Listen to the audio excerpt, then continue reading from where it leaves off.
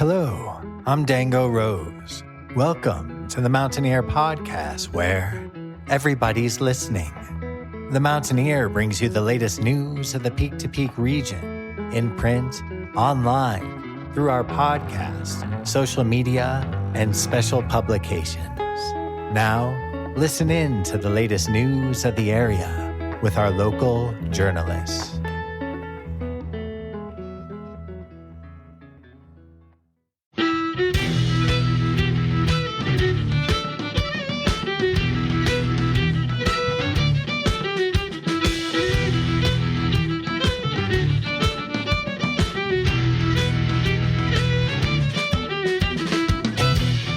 The song that you are currently listening to is called Swallowtail Jig / Haste to the Wedding, and it's from the Half Pelican live album, Live from the Swamp, which you can stream wherever you get your music. Half Pelican consists of Andy Reiner and Joy Adams, and you can stream a ton of Andy Reiner's music wherever you get your music, and head to his website at andyreiner.com. You can also check out Dr. Joy Adams' music through her parts in Big Richard, and you can check them both out on YouTube, with Andy being Skiing Fiddler on YouTube and Joy being Voyage on Cello on YouTube.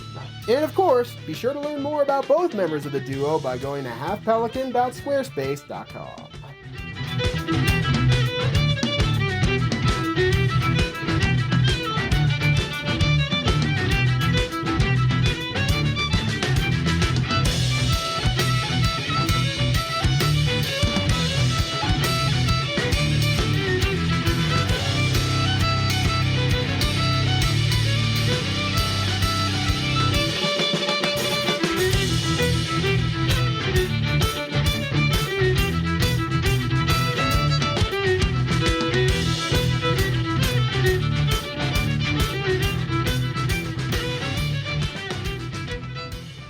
Hello there, everybody! My name is Jamie Lammers, and welcome to this week's Wednesday Retrospective edition of the Mountaineer Podcast, where I bring you interviews that I wasn't initially able to release at the time I conducted them. This week, I am excited to bring you two groups with 6 guests between those two groups. That's right, between these two interviews, I ended up talking to 6 different people and getting their perspectives about the music that they play. I am so excited to bring such a wide variety of people onto this podcast. Both of these interviews are actually pretty relevant to stuff that is coming up in the near future. The first interview that I'm going to play is relevant because of one of the guests in that interview, and the second interview is relevant because of upcoming shows in the Peak to Peak area. So I'm very excited to finally air both of these interviews. Let's get started with our first interview, which I'm actually really excited for because looking back at the original article that I wrote for this duo and then comparing it to the interview that I just listened back to and edited for clarity,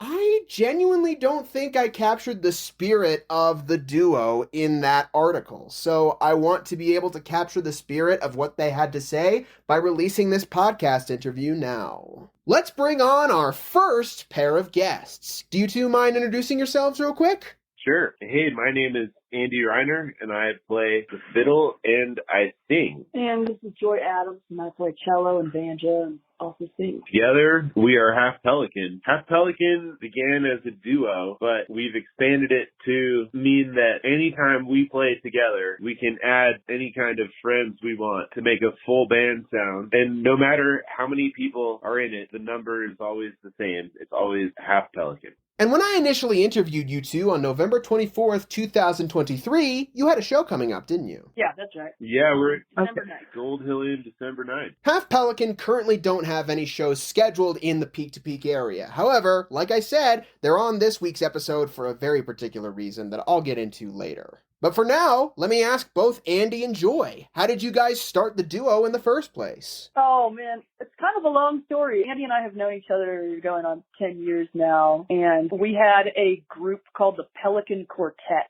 which was 4 of us, obviously, Quartet 4. And there was one time Andy came to visit me when I was living in Florida, doing grad school in Miami, and I was like, hey, let's play a show. A bunch of students are doing this show, and it was all like rock band, and we were just going to play fiddle and cello, play fiddle too and stuff. in the middle of all these rock bands. It's kind of silly. And we had to come up with a name really fast. And one of us said, we're half of the Pelican Quartet. So this is Half Pelican, which is a confusing enough name that people will remember it. And we just turned up really loud and played really crazy fiddle tunes. People loved it, which is fun. And then since we moved the band to Colorado, and we both got married too, a bunch of history there, the band has morphed quite a bit. It went from being really sweet acoustic fiddle tunes to a full metal band. We added a drummer at one point and picked up electric instruments and went full distortion. Still playing bluegrass, but with distortion, and things just got a little crazier. So now Half Pelican effectively has two personalities, one being a variety of acoustic cool songs and fiddle tunes, and then the other version being this metal band. So the version that we'll play at Gold Hill Inn on December 9th is the acoustic version, and we're going to bring some friends in to round out the band. Can we say who those people are yet? No. Keep watching us on social media and we'll drop who it is. But they'll be worth coming to see. If you've been to a show at Gold Hill Inn, you know it's not really a venue for a metal band. So I also wanted to take a second to shout out the other two members of the Pelican Quartet that Adam and Joy played with. And those other two members are Melissa Tong and Rob Flax. All of these musicians have gone on to do incredible things, and I'll talk about Andy and Joy's incredible accomplishments a little bit later. But for now, let's talk about Melissa and Rob for a second. Melissa ended up moving to New York to pursue a career in Broadway, and she has ended up performing music in shows such as Ain't Too Proud, Hadestown, and Some Like It Hot on Broadway. She has also recently toured with Post Malone, and she's also been featured on stage with the Eagles, Sarah Bareilles, Father John Misty, Rita Wilson, and countless others. If you want to learn more about what she's done in the course of her career, then check out her website at Melissa Tong, that's MELISSATONG.com. You can also see Melissa and Andy reunite on Andy's own podcast, River of Suck, episode 26 to be precise. So if you want to check that episode out and learn more about what Melissa has been up to, at least by 2022, then be sure to check that episode out. Meanwhile, Rob's had some pretty awesome performances of his own. He's opened for artists such as B.B. King and Tower of Power, and he's played with groups like the Trans-Siberian Orchestra and even YouTube star Jacob Collier. He also currently plays in the Boom Chick Trio with Slava Tolstoy and Max Ridley. For more information about Rob, you can check out his website at robflax, that's ROBFLAX.com. Rob also has a ton of music that you can check out on Bandcamp as well as on his website. Oh, and by the way, that special guest that Andy and Joy were talking about, they have of course revealed it since the Gold Hill Inn show is long over. And that special guest was revealed on December 6, 2023 as Charlie Rose of Elephant Revival. What influences have stuck out to you two as influences for the duo as a whole? Sure. Well, we're really inspired by fiddle tunes from all over the world. Obviously, here in Colorado, bluegrass is big, but we're also very into the old-time Appalachian fiddle style. And, really like the Horsefly. Yeah, the Horsefly. Their fiddle player is Judy Hyman, and there's a banjo uke player in it named Jeff Klaus. We love the Horseflies and Bruce Molsky. We're also very into Celtic music, like Irish, Scottish, Canadian styles. And it turns out that does still have a lot in common with bluegrass. So we just found we love the fiddle style, and we wanted to add songs too, because people love words, people love songs, and that's coming from just the same, I'd say, some bluegrass, but also some nuggets that could become bluegrass, or we love to take solos. So bands like Hawktail and Punch Brothers we love, but there's a band called Hovendroven from Sweden that really mixes Swedish fiddle tunes and metal. So that sort of was the blueprint for what we were doing. Actually, I'm forgetting the fact that a long time ago, I don't know if you know, if some of your readers know Stash Weisslouch, but he's a guitar player. He's played with Bruce Molsky a lot, and he's been touring with Jacob Jollis Band a lot. But we actually started a fiddle metal band in high school many years ago, over 20 years ago. About 20 years ago. And so, in a way, Half Pelican is going back to my own musical roots and something that I've been missing in my musical life. Can you talk a little bit more about the metal influences of the band and your metal experience as a duo? Okay, so I started a band when I was 15 called Devil in the Kitchen, and if you Google it, you can check it out. Growing up, I was a metalhead. I just loved all styles of metal. And it seemed really natural to me to just put distorted guitars underneath fiddle tunes with drums and bass. I knew it was going to sound cool, and it does. There is some precedence, like I mentioned, the Swedish band Hogendroven. But the thing about the cello and Joy as a cellist is cello is already basically, if you put distortion on it, it sounds like a down-tuned electric guitar and with more bass frequencies than a guitar. So when you plug the cello into the right stuff, it's just instant metal. And it just drips all over the fiddle tunes with delicious cello-tastic muck. Power chords. I figure it's worth adding here that Devil in the Kitchen, which is the band that Andy was talking about a little bit ago, has an album called Wizard's Walk available on Spotify now if you want to check it out. Anyway, going back to Half Pelican, what are some of your favorite parts about being able to perform live and share this music with an audience? Well, we just all made it through this pandemic, and I think one thing we've taken for granted is having an audience with the band. And since we went for so many months without audiences, I think we all came to understand that when you play for a group of people, they become another member of the band, effectively. The audience is always the other member of the band, and you have to have them. You have to have this energy exchange with the group of people who are lending you their ears and their time. So for us, it's just, we love this music and we love the way that we present it, which is kind of quirky and different here in the Colorado scene. And we just love to play it for people and meet the people who are excited about it because they're always a little weird like we are. And yeah, we're just really appreciative of people lending their ears. I want to add a little bit, which is that some of the other gigs that we have on the calendar that are definitely as loud and high energy as we can make it are at Loveland Ski Area. We're playing St. Patrick's Day at Loveland Ski Area and also the day before, March 16th, with some incredible friends, Gus and Huck Tritch. And we're actually flying them out for this version of the band to do a tour of Utah and Colorado. And something that we've been doing since the acoustic days is playing on top of 14ers, playing music in nature and seeing how high elevation lack of oxygen affects our music. And so we just love to ski. We're big mountain people. And so playing for skiers, off-road ski is just about as good as it gets. Everyone is stoked. Everyone is skiing, having fun, dancing in their ski boots or snowboard boots. And so I think those kind of spring vibes in Colorado are part of it as well. And is there anything that you hope audience members will be able to take away from your shows when they come and see you? Mostly that these fiddle tunes that everyone will probably recognize if you're someone who goes out to see really so many bands in Colorado here. The fiddle tunes are so flexible and can be played in so many different ways and still live really well, whether it's with a full drum set or too many banjos or whatever. Just that these tunes are flexible and super fun and they're always the right vibe for any situation. Is there anything else you'd like to add before we move on to our next guests? Yeah, people can find our music on Spotify. We have a live album up there that's the metal version of this band. And yeah, I'd say Half Pelican for both of us. Both of us are involved heavily in other bands. Like I just got off a tour with Nathaniel Rateliff, and my usual band is Big Richard, and Andy's been playing with Rapid Grass now, and Scott Slay in the Rail and David Lawrence. So we're full-time musicians, and Half Pelican for us is our passion project. It's the thing we really love to do. Feels more like play than work, if that makes sense.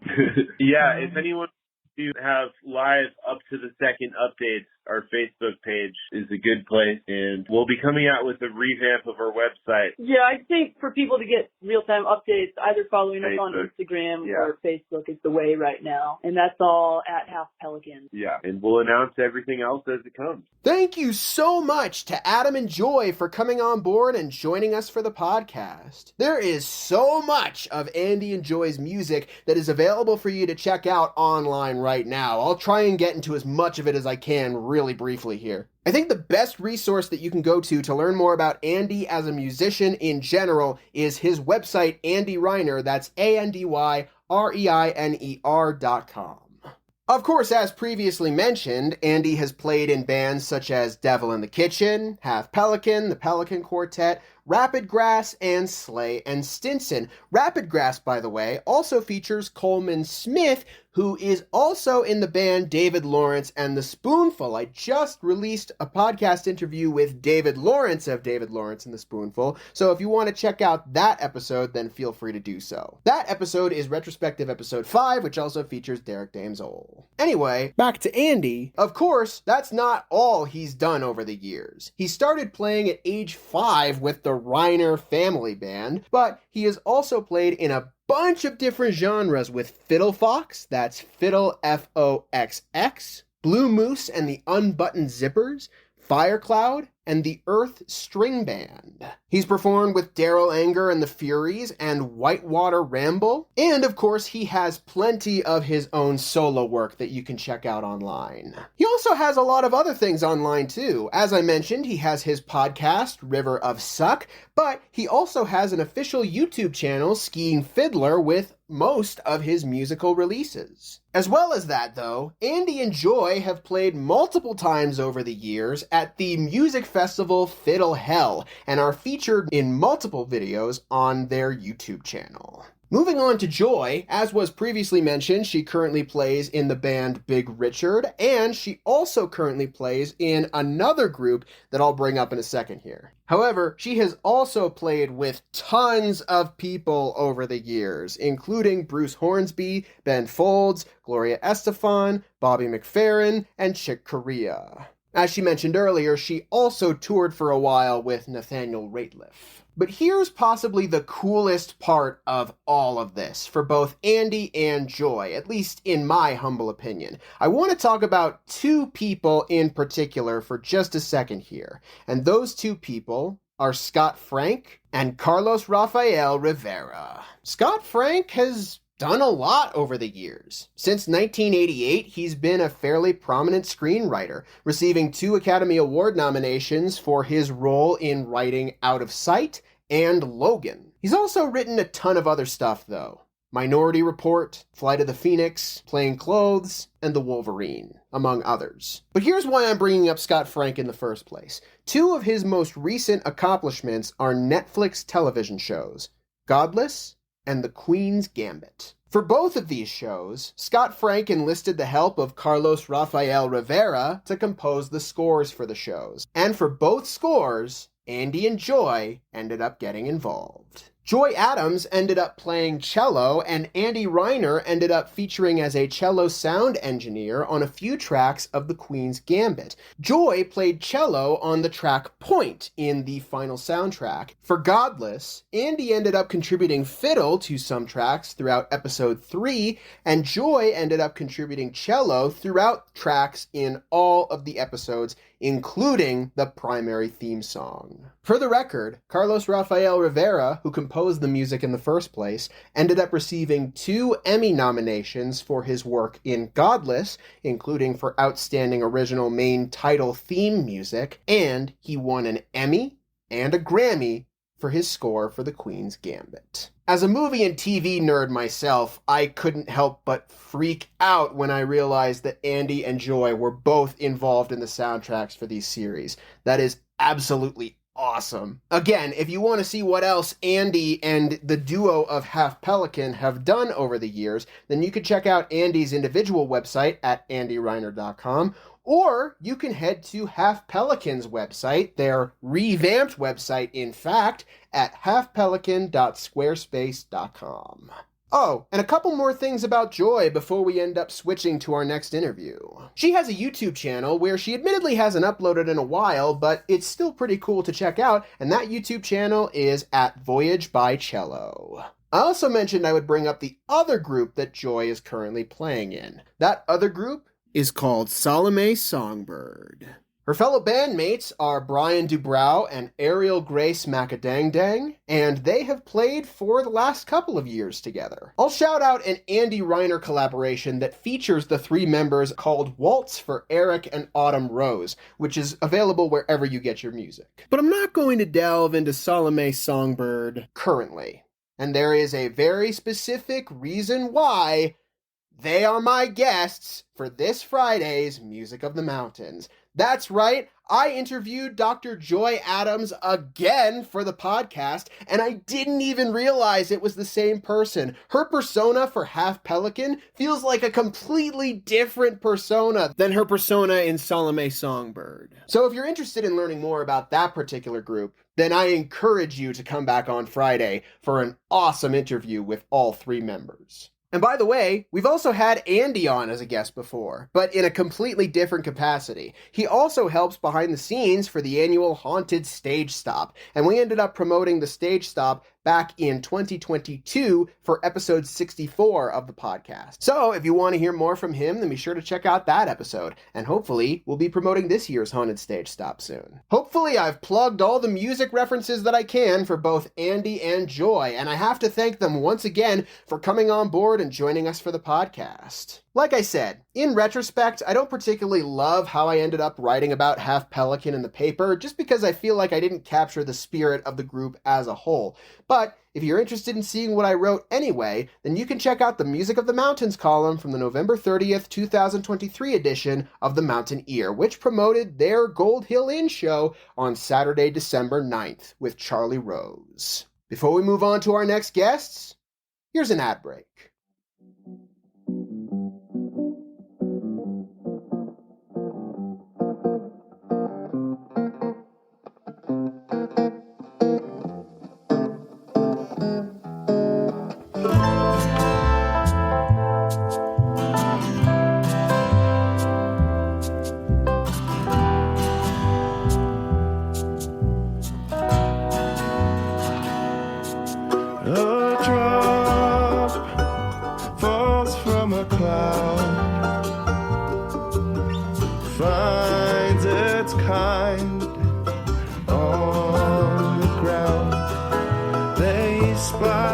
Here's an ozone tip for you. Set the summer trend. Fuel up after 5 p.m. to reduce ground level ozone. Created from pollutants like car exhaust, ground level ozone is the Front Range's biggest air quality issue and a leading cause of respiratory problems. Filling up your car in the evening helps avoid releasing emissions that lead to higher ozone levels during the day.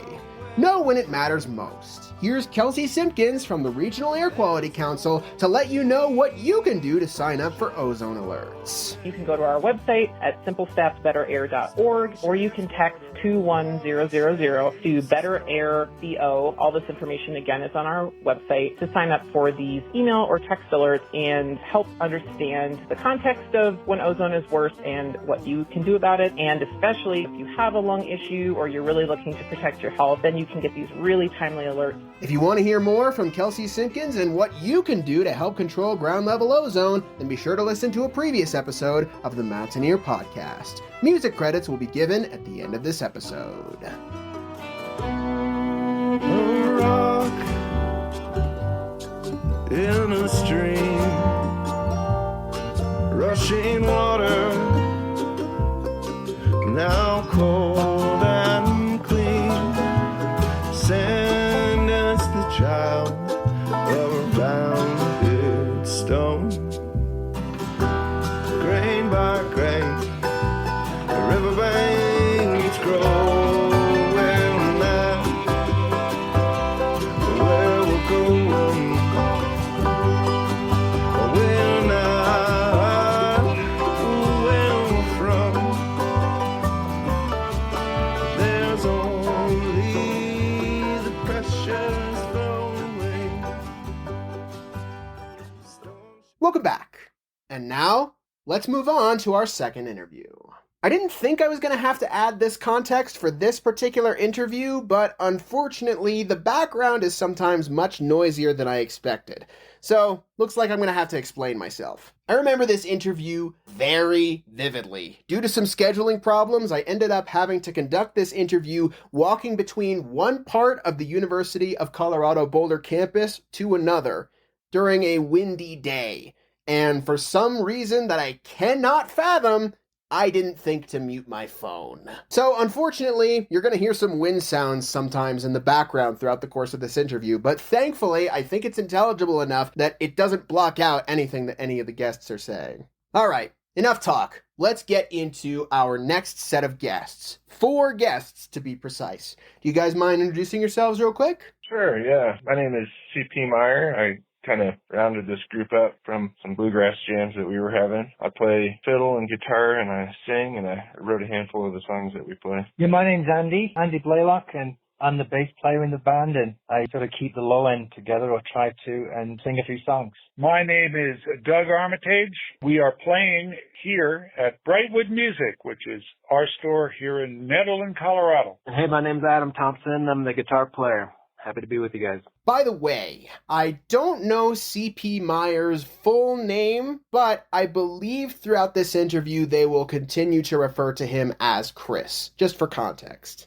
But when I initially conducted this interview on December 7th, 2023, the band had a show coming up, didn't they? Yeah, we're playing at Howlin' Wind on January 6th. That's one of our favorite places to play. We're also playing the 29th of this month, that's December 29th, at the Very Nice Brewing Company, which is 3 doors down from Brightwood Music. And the name of the band is Windy Pines. Everybody say it 3 times. Of course, the dates for those particular shows have long since passed, but the locations are still relevant for upcoming shows of the bands. We'll talk more about those later. Before we talk about those, though, let's hear from you guys. How did the band begin? So, I don't know, I met Doug when I first moved to Netherlands about 5 years ago at bluegrass jams around town, and then we started playing together. Yeah, we got to know each other pretty well, started playing together. And at that point, Chris was running the jam sessions out at the Howling Wind, and so that's where we met Andy, because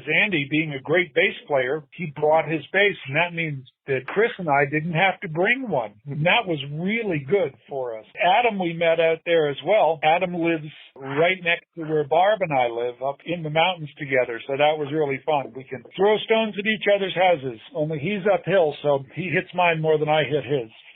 Yeah. So, yeah, the bluegrass jams were a great way to build a repertoire with each other, and then eventually it just sort of coalesced into a real band. So, yeah, we've been playing since about spring of this year, spring of 2023, and we've already released a song, which is great. We just did that in November, a song called Water Shaped Stone. Turned out good. Of course, in case you don't know, the Barb that Doug referenced just a second ago is his wife, the editor-in-chief of The Mountaineer, Barbara Hart. It's at this point that Adam jumps in before I end up asking the next question, knowing that I'm about to ask about influences that the band has as a whole. I don't remember asking this particular question before the interview started, and I do not believe I've interviewed Adam before. I've interviewed CP before, and I'll talk more about that in a second, but I do not believe I've interviewed Adam before, so I'm very impressed with the fact that he realized I was going to ask that question. And as far as influences go, I know you asked about some influences. I think we all share some influences, certainly bluegrass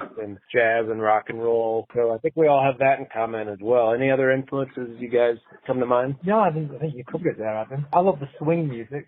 Western swing. A lot of times we'll take a song that might have been recorded in one genre and we'll change it around and do something else with it. We also like to put together older songs that were inspirations to the people who played before us, songs from the 1930s and 40s and 50s, and maybe throw a bluegrass on it, or just maybe put our own interpretation on it. So to clarify again, when did you guys start as a band? We had our first gig in May of 2023, and we're coming up on our 10th and 11th gigs here at the end of the year. My next comment was overwhelmed by the wind, but I'm going to re-quote myself as to what I said next. I essentially said, "Oh, so you guys are a new band. That's exciting." Yeah, new band, old music.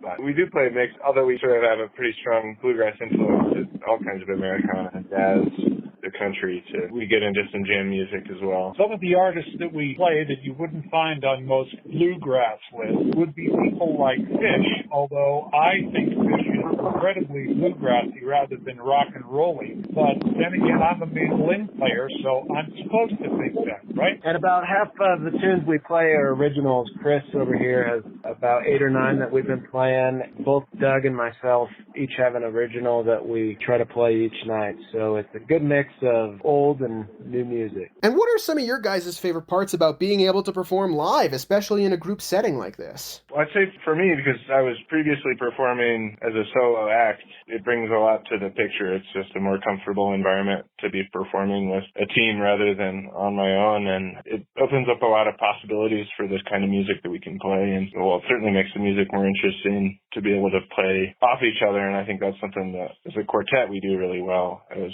play into each other's strengths, and we have a lot of fun. But I'm sure the other guys have some answers there too. Well, it's really great, as I said, being a mandolin player, having a really great guitarist like Adam to work with and to work off of. And certainly he's inspired me to do a little bit different things than I would normally be doing. And also Chris's music, really, it's inspirational for all of us. And I think it speaks for us when you hear us play that type of music. We feel like it's great because it is original and it's just the four of us interpreting it. How about you, Andy? Yeah, I mean, I like the fact that the sets so far that we've put together, it's like an eclectic mix of music. You've got some older music, some covers, and we've also got, the originals that Adam and Chris and Doug have written, and that we're all into taking some of these standards or some of these cover tunes and sort of doing them our own way, and we're all into, it gives us a chance to be creative and put a new spin on the tune, so I like that about it. And speaking of that, we typically change the way we arrange the songs night by night and have yet to really repeat the same song list and the same organization each night, and it keeps each other on our toes and keeps it interesting not playing it the same way night after night. And is there anything that you hope that people will take away from the shows when they come and see you guys? We want them to drink more beer. The critical component is that the more that people drink beer, the better that the owners like us, the more they pay us. And not that you should publish that, but our big objective is we want everybody to have a really good time, and they generally do. But they can also take a sticker and a t-shirt. Yes, it would be okay if we sold a t-shirt or two. I ended up putting Doug's full statement in this episode of the podcast because, frankly, I think he's being simultaneously serious and funny in this particular instance. What's been fun for you guys about choosing what you're going to perform at every show? What pops to mind is that Adam has brought a great repertoire to the band and keeps us organized, and I think helps us know what we've played, what we can perform, and it allows us, to keep a great variety of songs in our set lists, and it keeps us organized, which is actually big in the band. It can be hard to keep on top of all that. Yeah. One of the joys of collaborating like this is bringing new material to every show where we haven't performed the same set list, and each night generally we have a new song with us, and whenever we get together we're working on new and different and interesting material. And I especially really have to say that Chris was right. Adam knows how to organize us properly, and that really does make a big difference. Just keeping track of what we've played makes the practices go more smoothly, and of course it makes the performances be a little bit nicer, and also there's not as much time between songs because we know that we're going to do things in a certain order. We're not as professional as some of the people, but we're getting there, that's for sure. Is there anything else you'd like to add before we sign off? Yeah, I'll just say, look for us playing up here in the Peak to Peak through the winter and spring, and probably be hoping to get into Boulder, but also find us online on streaming services. We're on Spotify and Apple Music and, anywhere that you find music. Also, look us up on Facebook and Instagram, Windy Pines. We might also add that we're being recorded by the famous recording studio Mystery Moose Records. Who has produced multiple bands.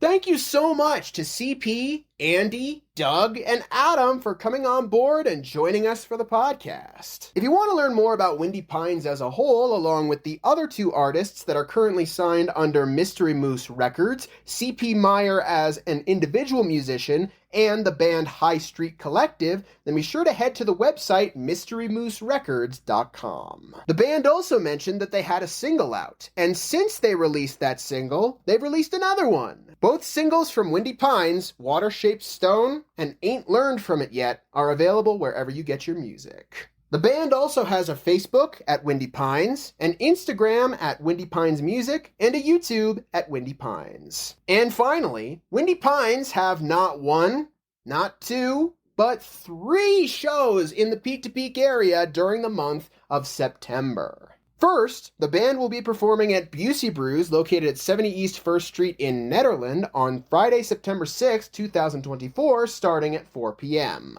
Then, the band will be performing at Howlin' Wind Brewing and Blending, located at 51A Main Street in Rollinsville, on Saturday, September 14th, starting at 4 p.m. And of course, since I originally interviewed the band, there's been an opening of a new, very nice brewing location, and that is where the band is going to perform for their final performance in September. The Very Nice Brewing Company in Gilpin, located at 180 Jankowski Drive in Blackhawk. That performance will take place on Saturday, September 21st, starting at 5 p.m. Oh, and by the way, I also interviewed CP in a previous column and podcast episode. You can check out his Music of the Mountains column in the February 3rd, 2022 edition of The Mountain Ear, and you can check out the interview that I last did with him in episode 44 of the podcast. Once again, thank you so much to everybody who was interviewed for this episode of the podcast. And thank you to everybody who tuned in to this week's Wednesday retrospective of the Mountaineer Podcast. Be sure to check out more episodes of the Mountaineer Podcast, and if you want to share this episode or others with whoever you see fit, then be sure to head to the mtnearpodcast.buzzsprout.com or the mtnear.com/the-mountain-ear-podcast to check out more episodes and share them around with whoever. And if you want to be interviewed in any capacity, or you have advertising you want to share, and you're a member of the Peak to Peak area, then be sure to email me at media@themountaineer.com, and we'll get that sorted for you. As a reminder, I will be back for the weekly edition of Music of the Mountains on Friday. And as I mentioned earlier, we'll be having Dr. Joy Adams back with her fellow bandmates Ariel Grace Macadang and Brian Dubrow for their group Salome Songbird. Get excited for that interview, guys, and I'll see you then.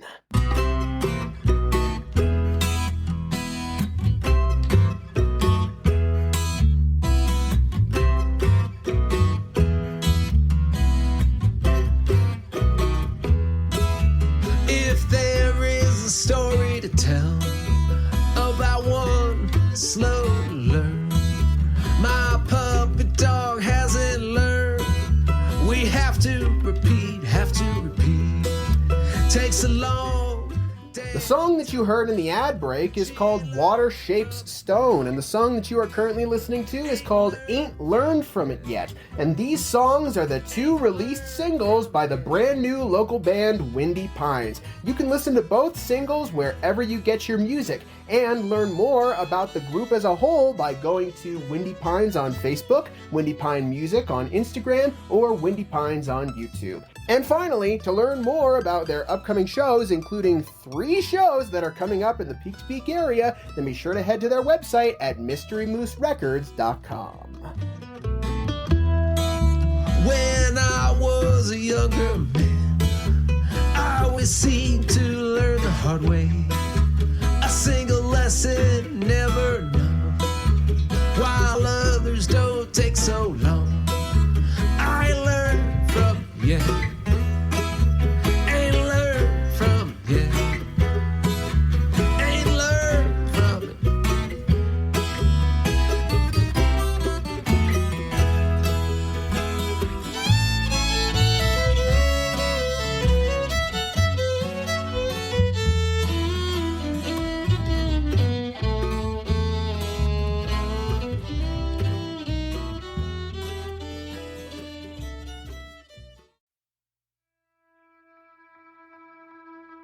And that's it for our show. Subscribe online to get more access to more news, weekly updates to our community calendar, and a link to our YouTube channel by visiting themountaineer.com. Be sure to use the coupon code PODCAST when subscribing for a 10% discount, only available to our listeners. If you are in the local Peak to Peak area, be sure to pick up a print edition of The Mountaineer at a local business. I'm Dango Rose. Thank you for listening.